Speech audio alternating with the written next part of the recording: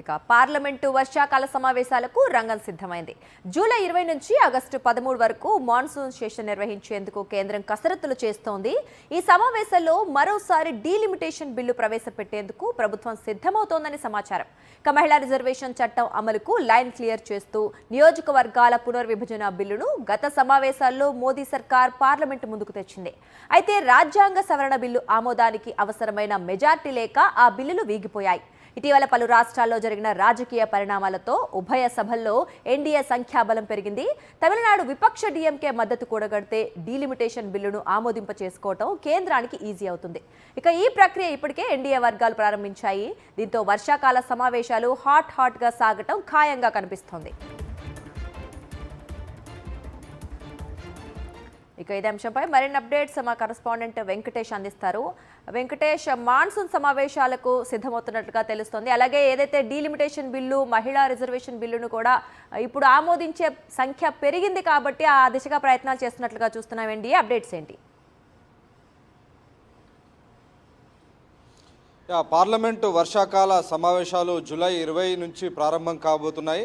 So ఆ మేరకు కేంద్ర ప్రభుత్వం తేదీలపైన కసరత్తు చేస్తుంది. సో వన్స్ ప్రెసిడెంట్తో మీట్ అయిన తర్వాత వాటన్నిటిని డేట్స్ని అధికారికంగా అనౌన్స్ చేసే అవకాశం ఉంది. సో జూలై 20 నుంచి ఆగస్టు 13 వరకు ఈ మాన్సూన్ సెషన్ ఉండబోతుంది. సో ఈ సెషన్లో ఖచ్చితంగా డీలిమిటేషన్ మహిళా రిజర్వేషన్ బిల్లు తీసుకురావాలని కేంద్ర ప్రభుత్వం కసరత్తు చేస్తుంది. గతంలో బిల్లు ఓటమికి గురైనటువంటి నేపథ్యంలో ఈసారి అన్ని పార్టీలు ఏవైతే సలహాలు సూచనలు ఇచ్చాయో చర్చ సందర్భంగా వాటన్నిటిని కూడా ఇన్కార్పొరేట్ చేసే దిశగా కేంద్ర ప్రభుత్వం కసరత్తు చేస్తుంది. ప్రతి రాష్ట్రంలో ఖచ్చితంగా ప్రస్తుతం ఉన్నటువంటి సీట్లకు 50% సీట్లు పెంచేలా లిఖితపూర్వకంగా బిల్లులోనే పొందుపరచాలని కేంద్ర ప్రభుత్వం ప్రయత్నిస్తోంది.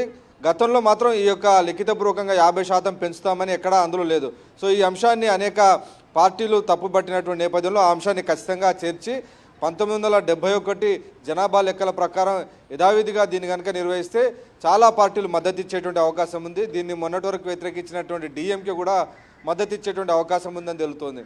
సో ఇటీవల జరిగినటువంటి రాజకీయ సమీకరణలు తృణమూల్ కాంగ్రెస్ పార్టీ ఎంపీలు బీజేపీకి మద్దతు ప్రకటించినటువంటి నేపథ్యంలో ఇప్పుడు ఎన్డీఏ బలం దాదాపు 330 వరకు చేరుకుంది. సో మరొక 30 మంది ఎంపీలు కనుక మద్దతు ఇస్తే ఈజీగా 2/3 మెజార్టీతో ఈ డీలిమిటేషన్ మహిళా రిజర్వేషన్ బిల్లు పాస్ అవుతుంది. ఆ తర్వాత వచ్చే 2029 లోక్సభ ఎన్నికల నుంచే ఇది అమల్లోకి వచ్చి మహిళలకు 1/3 రిజర్వేషన్ లభించేటువంటి అవకాశం ఉంది. దేశవ్యాప్తంగా లోక్సభ సీట్లు 850 పెరగబోతున్నాయి. అలాగే ఇటు తెలంగాణ, ఆంధ్రప్రదేశ్లో కూడా అసెంబ్లీ సీట్లు పెరగబోతున్నాయి. సో కొత్త వారికి, యువకులకు అవకాశం దొరుకుతుంది కాబట్టి ఆ దిశగా కేంద్ర ప్రభుత్వము ఈ ఆలోచన పైన పదును పెట్టింది. ఈ పార్లమెంటు సెషన్లోని దీనికి సంబంధించినటువంటి కసరత్తు బిల్లు ప్రవేశపెట్టి ఆమోదింప చేసుకునే దిశగా ప్రయత్నాలు చేస్తుంది.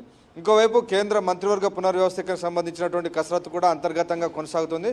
జన్జీ ఆశయాలకు అనుగుణంగా యువతకు ఎక్కువ పెద్దపీట వేసే విధంగా కూడా ఈ కేంద్ర మంత్రివర్గ పునర్వ్యవస్థీకరణ కూడా జరుగుతుంది, సంబంధించిన కసరత్తు జరుగుతుంది. సో ఈ రెండు కసరత్తు కూడా కేంద్ర ప్రభుత్వం చాలా రహస్యంగా కొనసాగిస్తుంది. సో డెఫినెట్గా ఈ వర్షాకాల సమావేశాల కంటే ముందే కేంద్ర మంత్రివర్గ పునర్వ్యవస్థీకరణ పూర్తి చేసుకొని ఆ తర్వాత జరిగేటువంటి సమావేశాల్లో ఈ మొత్తం పార్లమెంట్లో మహిళా రిజర్వేషన్ డీలిమిటేషన్ బిల్లును పాస్ చేసే దిశగా ముందుకు వెళ్తున్నారు.